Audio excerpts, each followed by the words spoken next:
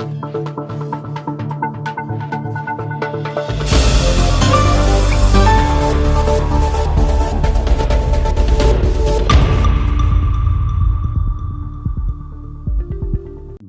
ritrovati dalla redazione. Continua la querela relativa all'impianto sportivo previsto presso l'ex Pavan in via Frausina Trieste dopo lo stop ai lavori. Il Comitato Insieme per San Giacomo sottolinea ancora una volta il fatto di non ritenere l'area ex Pavan di via Frausin la più indicata per l'impianto sportivo da costruire.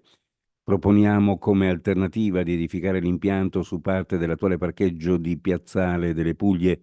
Si salverebbe non solo l'edificio storico ex Pavan, che potrebbe venire ristrutturato per diventare sede della quinta circoscrizione, punto d'incontro per i giovani anziani di San Giacomo, ma anche il campetto coperto di basket lo si potrebbe rendere fruibile gratuitamente ai ragazzi del rione, oltre che alle scuole di via Frausini, il giardino ex Pavan con i suoi alberi sani e maturi. Per il comitato in Piazzale delle Puglie l'impianto potrebbe essere progettato anche più capiente per assecondare le richieste delle società fruitrici. La Regione è pronta a mettere in sicurezza la rete di drenaggio urbano di Trieste, mettendo così fine a molti dei fenomeni di allagamento che si sono moltiplicati negli ultimi anni. Lo ha detto l'assessore regionale alla difesa dell'ambiente Fabio Scoccimarro, dando conto del contenuto di una delibera approvata ieri dalla Giunta regionale. Sul piatto 12 milioni di euro che serviranno a realizzare diversi interventi sui torrenti che attraversano la città, in particolare sul Chiave e sul Farneto. La delibera, ha spiegato l'assessore, completa un complesso iter per poter rendere operativa la spesa di fondi POR-FESL che finanziano interventi di sviluppo regionale. Nel 2023 sono state registrate le presenze di 10.062.000 turisti in Friuli Venezia Giulia, un dato in aumento del 6,9% rispetto al 2022 e del 10,6% rispetto al 2019. Gli stranieri sono cresciuti dell'11,3%, gli italiani dell'1,3%. Sono alcuni dei dati diffusi dalla Regione con Promoturismo e FVG durante un incontro a Trieste.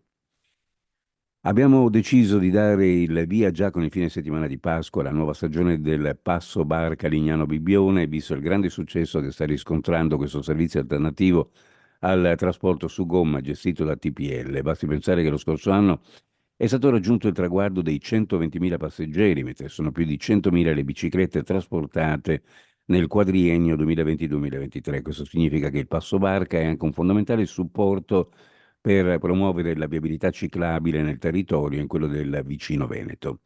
È la riflessione dell'assessore regionale alle infrastrutture e territorio Cristina Amirante, che ha partecipato all'inaugurazione della stagione 2024 del Passo Barca Lignano Bibbione, la linea di trasporto fluviale che collega le due località balneari attraverso la foce del Tagliamento.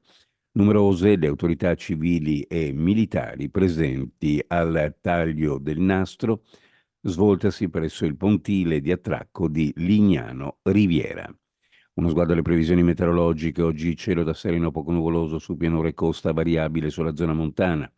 Nel pomeriggio generale aumento della nuvolosità con precipitazioni sparse sulla zona montana a partire da nord-ovest, localmente abbondanti a ovest, più deboli a est, con quota neve a 2000 metri circa. Deboli piogge potranno poi interessare pianura e costa dalla sera e nella notte. In quota vento sostenuto da sud. Temperature minime in pianura fra 8 e 11, le massime fra 18 e 21 gradi. Sulla costa minime fra 11 e 13, le massime fra 17 e 19 gradi centigradi. Previsioni a cura di ARPA e FVG Meteo. Ed è tutto per il momento con l'informazione. Grazie per averci seguito. A più tardi.